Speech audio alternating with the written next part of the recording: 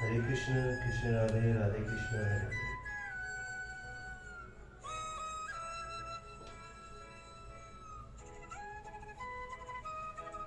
संबंध इस प्रकार मन सहित इंद्रियों को वश में ना करने वाले मनुष्य के पतन का कर्म बतलाकर अब भगवान स्थित प्रज्ञ योगी कैसे चलता है, इस चौथे प्रश्न का उत्तर आरंभ करते हुए पहले दो श्लोक में जिसके मन और इंद्रियां वश में होते हैं, ऐसे साधक द्वार विषयों में विचारण किए जाने का प्रकार और उसका फल बतलाते हैं। राग द्वेष व्यूहित सेतु विषयानि निंद्र ये श्रवण आत्म व श ये विद्यात्मा प्रसादम दिक्चति। परंतु अपने अधीन किए हुए अंतकरण वाला साधक अपने वर्ताते की हुई राग द्वेष से सहित इंद्रियाय द्वारा विशेषों में विचरण करता हुआ अंतकरण की प्रसन्नता को प्राप्त होता है। तू पद का क्या भाव है? पूर्व श्लोक में जिसके मन इंद्रिय वश में नहीं है, ऐसे विषय मनुष्य की अवनति का वर्णन किया गया और अब दो श्लोक में उससे विलक्षण जिसके मन इंद्रिय वश में किए हुए हैं, ऐसे विरत साधकी उन्नत का वर्णन किया जाता है। इस भेद को का द्योतक यह तू पद है। विद्यात्मा पद कैसे साध का वाचक है? जिसका अंतकरण बलि भांति वश में किया हुआ है, ऐसे साध का वाचक विद्यात्म पद है। ऐसे साध का अपने वश में की हुई रोग राग द्वेष से रहित इंद्रियाय द्वारा विशेषों में विचरण करना क्या है? साधारण मनुष्य की इंद्रियाएं स्वतंत्र होती है, उनके वश में नहीं होती। इन इंद्रियों में रोग द्वेष भरे रहते हैं। इस कारण उन इंद्रियों के वश होकर भोगों को भोगने वाला मनुष्य उचित अनुचित का विचार न करके जिस किसी प्रकार से भोग संप्रज्ञों के संग्रह करने और भोगने की चेष्टा करता है, उन भोगों में राग द्वेष करके सुखी दुखी होता रहता है। उसे आध्यात्मिक सुख का अनुभव नहीं होता, किंतु उपयुक्त साध की इंद्रियां उसके वश में होती है और उनमें राग द्वेष का अभाव होता है। इस कारण वह अपने वन और आश्रम और स्थिति के अनुसार योग्यता से प्राप्त हुए भोगों में बिना राग द्वेष के विचरण करता है। उसका देखना सुनना खाना पीना उठना बैठना बोलना बतलाना चलना फिरना और सोना जागना आदि समस्त इंद्रिया के व्यवहार नियमित और शास्त्र विहित होते हैं। उसकी सभी क्रियाओं में राग द्वेष काम क्रोध और लोभ आदि विकारों का अभाव होता है। यही उसका अपने वश में की हुई राग द्वेष हित इंद्रियां द्वारा विषयों में विचरण करना है। प्रश्न पहले 59वें श्लोक में ये कहा जा चुका है कि परमात्मा का साक्षात्कार हुए बिना राग का नाश नहीं होता और यहाँ राग द्वेष रहित होकर विषयों में विचरण करने से प्रसाद को प्राप्त होकर स्थिर बुद्धि होने की बात कही गई है।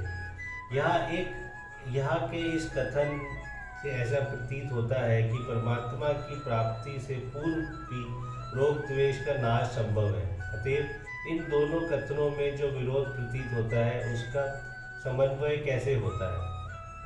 दोनों में कोई विरोध नहीं है, क्योंकि वहाँ 59वें श्लोक में तो राग द्वेष का अत्यंत अभाव बताया गया है और यहाँ राग द्वेष रहित इंद्रियों द्वारा विशेष से वन की बात कहकर राग द्वेष के स्वरथा अभाव की साधना बताई गई है।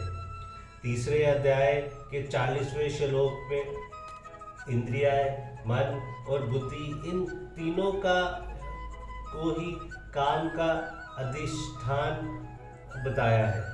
इससे ये सिद्ध होता है कि इंद्रियों में राग द्वेष न रहने पर भी मन या बुद्धि से सूक्ष्म रूप से राग द्वेष रह सकते हैं, परंतु 59वें श्लोक में 80 पद का प्रयोग करके स्थिर बुद्धि पुरुष में राग द्वेष स्वतः अभाव बताया गया है। वहाँ केवल इंद्रियों में ही राग द्वेष अभाव की बात नहीं है। इंद्रियों से विषयों का संयोग ना होने देने, यानी बाहर से विषयों का त्याग, इंद्रियों को संयम और इंद्रियों का राग द्वेष से रहित हो जाना, इन तीनों में श्रेष्ठ और भगवत प्राप्ति के में विषय सहायक कौन है? तीनों ही भगवान की प्राप्ति में सहायक है, किंतु इनमें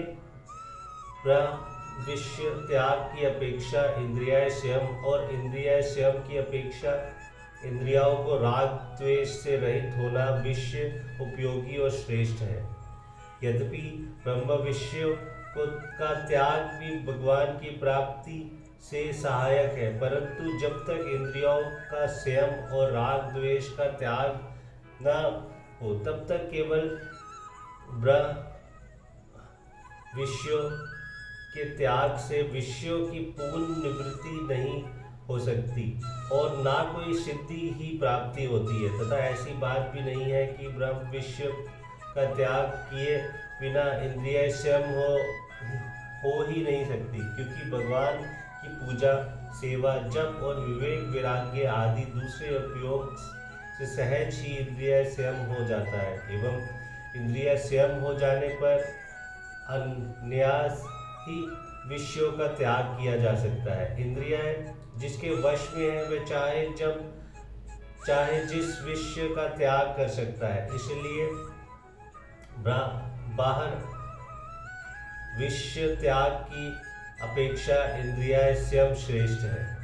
इस प्रकार इंद्रिय संयम भी भगवत प्राप्ति में सहायक है, परंतु इंद्रियों के राग द्वेष का त्याग हुए बिना केवल इंद्रिय संयम से विशेषों की पूर्णतया निवृत्त होकर वास्तव में परमात्मा की प्राप्ति नहीं होती। ऐसी बात भी नहीं है कि विषय त्याग तथा इंद्रिय संयम हुए बिना इंद्रियों के राग द्वेष का त्याग हो ही नहीं सकता। सत्संग, साध्य और विचार द्वारा संसारिक भोगों की अनित्यता का भान होने से तथा ईश्वर कृपा और भजन, ध्यान और आदि के रोग द्वेष का नाश हो सकता है, और जिसकी इंद्रियां के राग द्वेष का नाश हो गया है उसके लिए ब्रह्म विषयों का त्याग और इंद्रिय स्वयं अन्यास अपने आप ही होता है।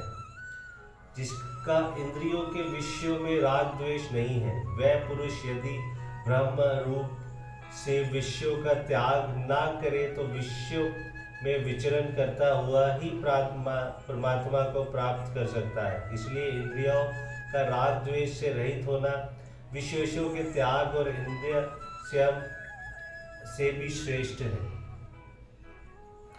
प्रसादम पद यह किसका वाचक है?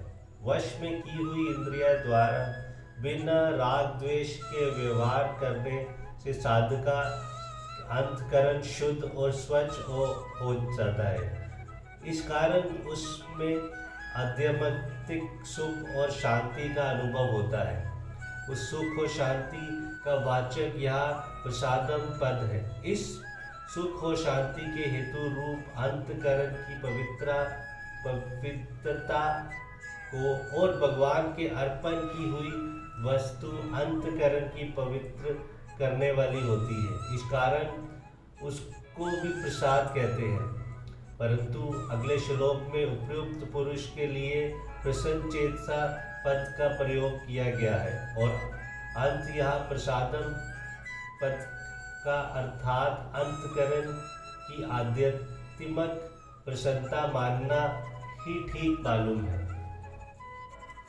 प्रसादे स्वर दुखाना हानिरस्योपजायते प्रसन्न चेतसो हास्यो बुद्धि पर्ववतिष्ठते। अंतकरण की प्रसन्नता होने पर इसके संपूर्ण दुखों का अभाव हो जाता है और उस प्रसन्न चित्त वाले कर्म योगी की बुद्धि शीघ्र ही सब ओर से हटकर एक परमात्मा में ही बलिभांति स्थिर हो जाती है। अंतकरण की प्रसन्नता सारे दुखों का अभाव कैसे हो जाता है? पापों के कारण ही मनुष्य को दुख होते हैं और कर्म योग के साधन से पापों का नाश होकर अंतकरण विशुद्ध हो जाता है तथा शुद्ध अंतकरण में ही उपयुक्त सात्विक प्रसन्नता होती है। इसीलिए सात्विक प्रसन्नता से सारे दुखों का अभाव बतलाना न्यास संगत ही है। श्रद्धु खाना पद किनका वाचक है और उनका अभाव हो जाना क्या है? अनुकूल पदार्थों के वियोग और प्रतिकूल पदार्थों के संयोग जो आध्यात्मिक आदि दैविक और आदि भौतिक नाना प्रकार के दुख संसारिक मनुष्य को प्राप्त होते हैं, उन सबका वाचक ये दुखा नाम पद है। उपयुक्त साधक को या आध्यात्मिक सात्विक प्रसन्नता का अनुभव हो जाने के बाद किसी भी वस्तु के संयोग वियोग से किंचित मात्र भी दुख नहीं होता, वह सदा आनंद मगन रहता है। यही संपूर्ण दुखों का अभाव हो जाना है। प्रसन्नचित्त वाले के योगी की बुद्धि शीघ्र ही सब ओर से हटकर बलिभांति परमात्मा में स्थिर हो जाती है। इस कथन का क्या भाव है?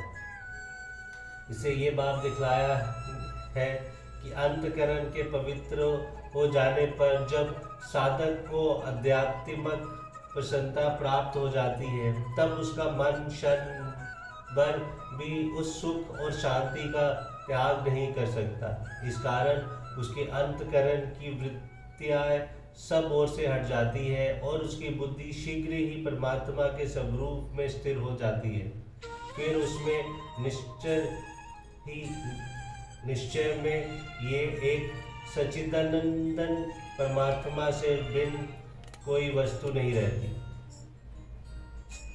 अर्जुन का प्रश्न स्थित प्रज्ञ सिद्ध पुरुष के विषय में था। इस श्लोक में साधक का वर्णन है, क्योंकि इसका फल प्रसाद ही प्राप्ति के द्वारा शीघ्र ही बुद्धि का स्थिर होना बतलाया गया है।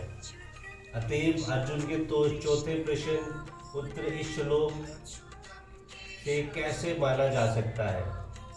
यद्यपि अर्जुन का प्रश्न साध के संबंध में नहीं है, परंतु अर्जुन साधक है और भगवान उन्हें सिद्ध बनाना चाहते हैं। अतएव सूक्ष्मता के साथ उन्हें समझाने के लिए भगवान ने पहले साधक की बात कहकर अंत में 71वें श्लोक में उसका सिद्ध में उपसंहारण कर दिया है। अर्जुन के प्रश्न का पूरा उत्तर तो उस उपसंहारण में ही है। उसकी भूमिका का आरंभ इन्हीं श्लोक से हो जाता है। अतएव अर्जुन के चौथे प्रश्न का उत्तर यही से आरंभ होता है, ऐसा ही मानना उचित है। जय श्री कृष्ण, जय श्री भगवती।